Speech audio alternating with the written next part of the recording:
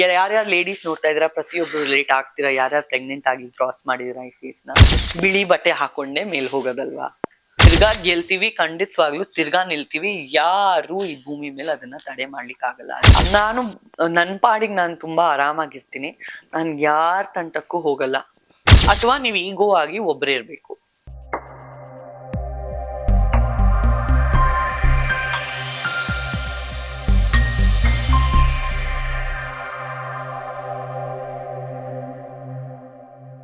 ಆ pregnancy life ಬಗ್ಗೆ ಹೇಳೋದಾದ್ರೆ, ಪ್ರೆಗ್ನೆನ್ಸಿ ತುಂಬಾ ಒಂದು ಬ್ಯೂಟಿಫುಲ್ ಆದ ಫೇಸ್ ಪ್ರತಿ ಒಂದು ಮಹಿಳೆಗೆ. ಅದೊಂದು ದೇವರದ ವರದಾನ.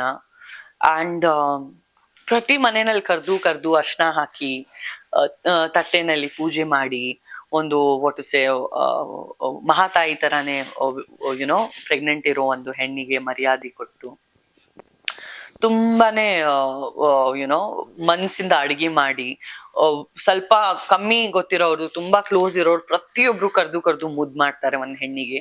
ಐ ಥಿಂಕ್ ಇದು ಯಾರ್ಯಾರು ಲೇಡೀಸ್ ನೋಡ್ತಾ ಇದ್ದೀರಾ, ಪ್ರತಿಯೊಬ್ರು ಲೇಟ್ ಆಗ್ತೀರಾ, ಯಾರ್ಯಾರು ಪ್ರೆಗ್ನೆಂಟ್ ಆಗಿ ಕ್ರಾಸ್ ಮಾಡಿದಿರಾ ಈ ಫೇಸ್ ನ, ತುಂಬಾ ಸ್ಪೆಷಲ್ ಫೀಲಿಂಗ್ ಕೊಡ್ತಾರೆ ಎಲ್ಲರೂ.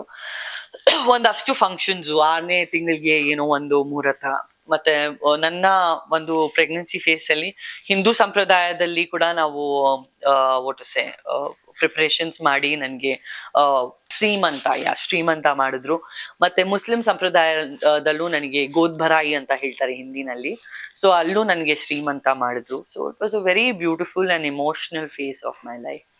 ಓಕೆ, ಸೋಷಿಯಲ್ ಸರ್ವಿಸ್ ಕೂಡ ಮಾಡೋದಕ್ಕೆ ಶುರು ಮಾಡಿದ್ರಿ. ಯಾಕೆ ಆ ಥಾಟ್ ಬಂದಿದ್ದು? ನಾನು ತುಂಬಾ ನೋವಲ್ಲಿ ನೊಂದಿದ್ದೆ ಲಾಸ್ಟ್ 3-4 ಇಯರ್ಸ್ ಬ್ಯಾಕ್. ಒಂದು ತುಂಬಾ ಕೆಟ್ಟ ಘಟನೆ ಆಯ್ತು ನನ್ ಜೊತೆ.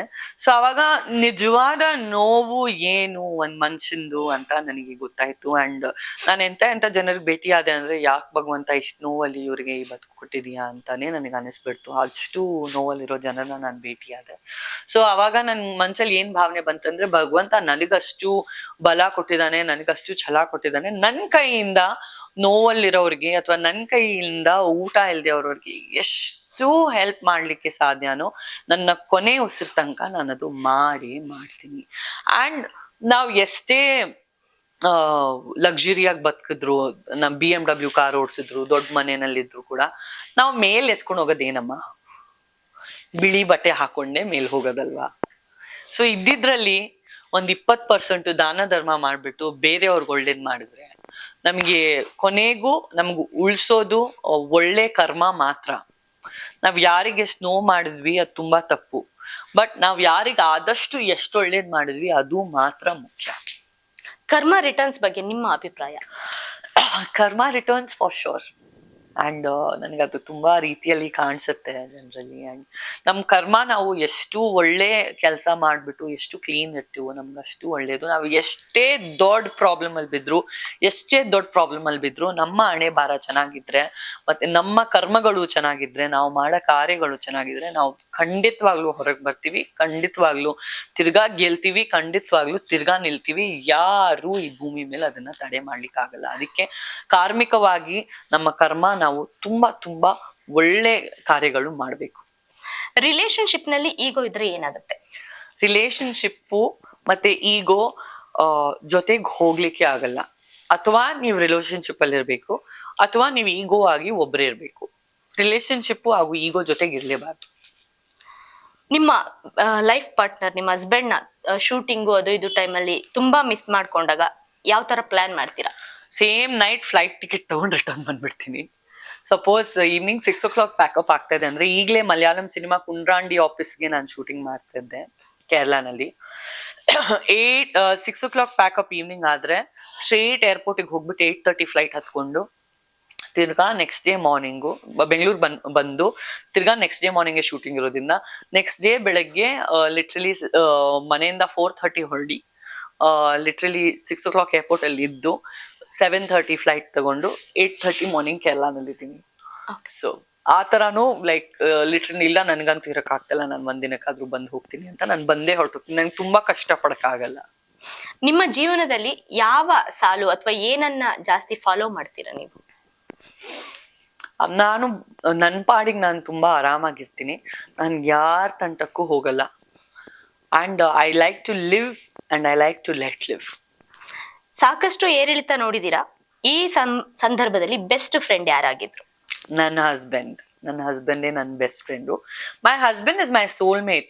ಅವ್ರಿಗೆ ನನ್ನ ಬಗ್ಗೆ ಒಂದು ಮಾತು ಗೊತ್ತಿಲ್ಲದೆ ಇರೋದು ಏನೂ ಇಲ್ಲ.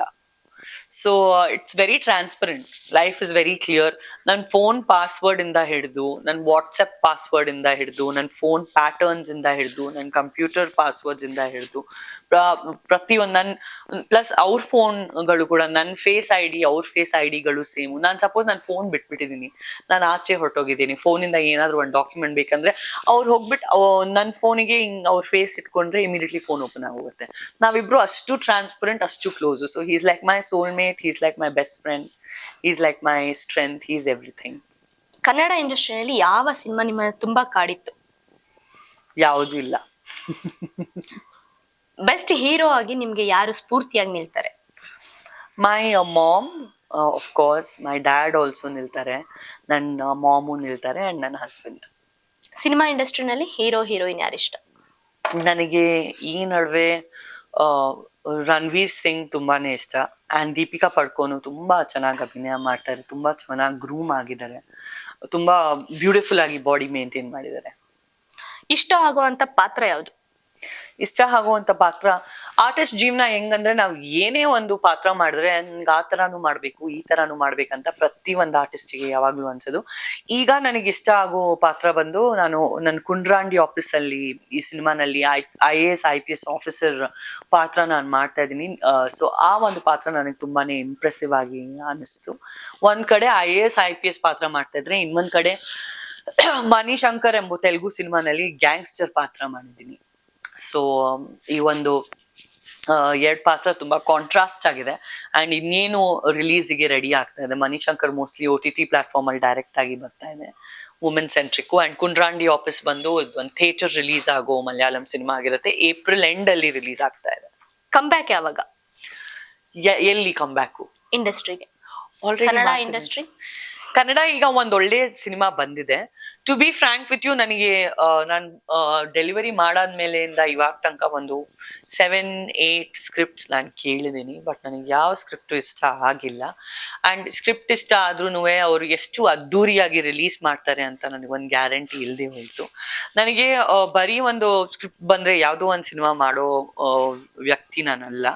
ಸೊ ನನಗೆ ಅದ್ದೂರಿಯಾದ ಟೀಮ್ ಬರಬೇಕು, ಅದಕ್ಕೆ ಅದ್ದೂರಿಯಾಗಿ ರಿಲೀಸ್ ಮಾಡ್ತಾರೆ. ಆಲ್ರೆಡಿ ಹಳಬ್ರು ಪ್ರೊಡ್ಯೂಸರ್ ಆಗಿರ್ಬೇಕು, ಅಥವಾ ಹಳಬ್ರು ಡೈರೆಕ್ಟರ್ ಇದ್ರು ಪರವಾಗಿಲ್ಲ, ಹೊಸ ಪ್ರೊಡ್ಯೂಸರ್ ಇದ್ರೆ ಯಾರೋ ಒಬ್ರು ಹಳಬ್ರು ಸೀನಿಯರ್ ಆಗಿರ್ಬೇಕು. ಅದ್ದೂರಿಯಾಗಿ ಸಿನಿಮಾ ರಿಲೀಸ್ ಮಾಡಲ್ಲ ಅಂದ್ರೆ ನಾನು ಅದು ಡೌಟ್ ಅಲ್ಲಿ ಇದ್ರೆ ನಾನು ಸಿನಿಮಾ ಸೈನೇ ಮಾಡಲ್ಲ. ಬಿಕಾಸ್ ನಾನು ನನ್ನ ಮಗುನ ಬಿಟ್ಟು ಅಷ್ಟು ಕಷ್ಟಪಟ್ಟು ಸ್ಟ್ರೆಸ್ ತಗೊಂಡು ಬಿಸಿಲಲ್ಲಿ ಮಳೆಯಲ್ಲಿ ಹೋರಾಟ ಮಾಡಿ ಶೂಟಿಂಗ್ ಮಾಡಿ ಅದಾದ್ಮೇಲೆ ರಿಲೀಸಿಗೆ ಸ್ಟ್ರಗಲ್ ಆದ್ರೆ ನನಗೆ ಆ ಸಿನಿಮಾ ಮಾಡೋ ಅವಶ್ಯಕತೆನೇ ಇಲ್ಲ, ದೇವ್ರ ದಯೆಯಿಂದ.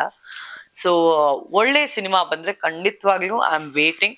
ಅಂಡ್ ಒಂದು ಆರ್ಟಿಸ್ಟ್ ಆಗಿ ನಮ್ಮ ಜೀವನ ನಾನು ಯಾವಾಗ್ಲೂ ನನಗೆ ಹೇಳ್ತಾರೆ, ನಿಮ್ಗೆ ಏನ್ ಅವಶ್ಯಕತೆ ಇದೆ, ಈಗ ನಿಮ್ ಹಸ್ಬೆಂಡ್ ಇದಾರೆ, ಯಾಕೆ ವರ್ಕ್ ಮಾಡ್ತೀರಾ ನೀವು? ಐ ಟೋಲ್ಡ್, ಉಸಿರಾಡ್ತೀವಲ್ಲ, ಉಸಿರೇ ಯಾಕೆ ಆಡ್ತೀವಿ? ಸೊ ಆರ್ಟಿಸ್ಟ್ ಆಗಿ, ಕಲಾವಿದರಾಗಿ ನಮ್ ಕಡೆಯಿಂದಾನೇ ನಮ್ಗೆ ಉಸಿರು ಬರೋದು. ಏನಾದ್ರೂ ಒಂದು ಪ್ಯಾಷನ್ ಇರ್ಬೇಕಂದ್ರೆ ಲೈಫಲ್ಲಿ, it's of course from our career ಅಂತ ನನಗೆ ಅನ್ಸುತ್ತೆ. And we should live to work according to me. ಯಾವಾಗಲೂ ನಾವು ವರ್ಕ್ ಮಾಡ್ತಾ ಇದ್ರೆ ನಮ್ಮ ರೆಸ್ಪೆಕ್ಟ್ ಲೆವೆಲ್ಸ್ ತುಂಬಾನೇ ಹೈ ಇರುತ್ತೆ ಲೈಫಲ್ಲಿ.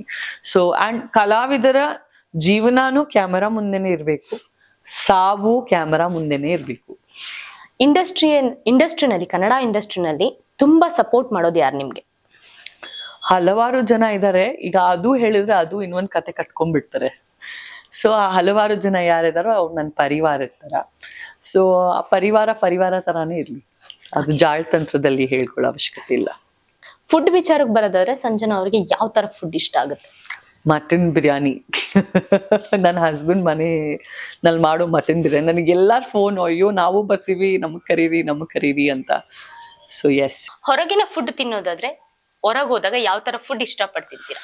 ನಾನು ಎಲ್ಲಾ ರೀತಿಯ ಫುಡ್ ತಿಂದಿದ್ದೀನಿ. ಜಾಪನೀಸ್ ಸುಶಿಯಿಂದ ಹಿಡಿದು ಚೈನೀಸ್, ಇಂಡಿಯನ್, ಪಂಜಾಬಿ ಸ್ಟೈಲ್. ನನಗೆ ಎಷ್ಟೇ ಎಲ್ಲೇ ಓಡಾಡಿದ್ರು ನನಗೆ ಆ ಎಂಪೈರ್ ಗ್ರಿಲ್ ಚಿಕನ್ ಇದೆಯಲ್ಲ, ಆ ಎಂಪೈರ್ ಹೋಟೆಲ್ ಗ್ರಿಲ್ ಚಿಕನ್ ನಾನು ತುಂಬಾ ಇಷ್ಟ. ಮತ್ತೆ ನನ್ನ ಹಸ್ಬೆಂಡ್ ಮನೆ ಮಟನ್ ಬಿರಿಯಾನಿ ನನಗೆ ತುಂಬಾ ಇಷ್ಟ. ಅಂಡ್ ಚೈನೀಸ್ ಅಲ್ಲಿ ನನಗೆ schezwan chicken and egg fried rice ನನಗೆ ತುಂಬಾ ಇಷ್ಟ. And chilli chicken in Chinese and Andhra style chilli chicken in Nandini deluxe hotel with full ಮೆಣಸಿನ್ಕಾಯಿ ಜೊತೆ ಕೊಡ್ತಲ್ಲ, ಅದು ನನಗೆ ತುಂಬಾನೇ ಇಷ್ಟ. ಮತ್ತೆ ನಮ್ಮ ಮಮ್ಮಿ ರೆಸಿಪೀಸ್ ಅಲ್ಲಿ Sindhi kadhi chawal, this is really my favourite. ನೀವ್ ಅಡ್ಗೆ ಮಾಡ್ತೀರಾ? ಇಲ್ಲ, ನಾನ್ ತಿಂತೀನಿ. ನಮ್ಗೆ ಅಡ್ಗೆ ಮಾಡಕ್ ಬರಲ್ಲ, ನಮಗ್ ತಿನ್ನಕ್ ಗೊತ್ತು. ಓಕೆ. ಸಂಜನಾ ಇಂಥ ಫುಡ್ ಪ್ರಿಯೆ ಅಂದ್ರೆ ಯಾವ ಫುಡ್ ಪ್ರಿಯೆ? ಪ್ರಾಪರ್ ಕನ್ಸಲ್ಲೂ ಎದ್ದು ನನ್ಗೆ ಯಮ್ಮಿ ಫುಡ್ ಅಂತ ಅನ್ಸ್ಬೇಕಂದ್ರೆ it has to be Chinese food.